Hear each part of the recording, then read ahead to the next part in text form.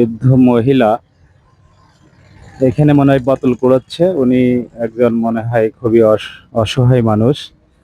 এইভাবে এই বয়সে বোতল কুড়ানো মানে অনেক কষ্টের একটি ব্যাপার। আপনারা দেখতে পাচ্ছেন উনি জঙ্গলের ভিতরে একটা বস্তায় মানে টুকাচ্ছে আর কি বোতল, লোহা লক্কর।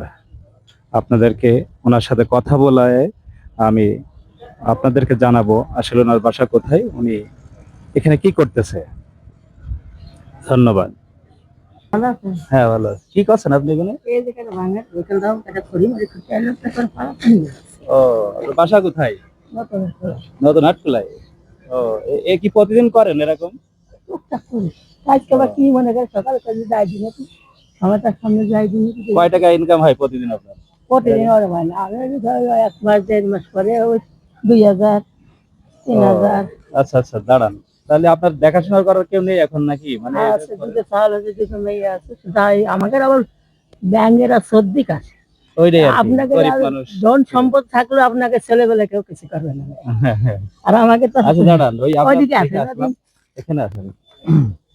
আর আমরা হচ্ছে যে গরিব মানুষ হ্যাঁ, তা তো আমাদের অবশ্যই। কিছু ইটা যদি বিটে না বাচ্চাকে এই নাই ওই যে আপনারা কি হাটের ভিতরে হ্যাঁ ওখানে হ্যাঁ থাকেন হ্যাঁ ওখানে, না? হ্যাঁ ও আচ্ছা আচ্ছা আচ্ছা। সকালে কিছু খেয়েছেন? না।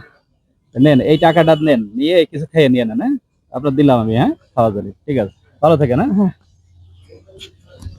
এই নিচে কথা তো বলবেন না না, ঠিক আছে।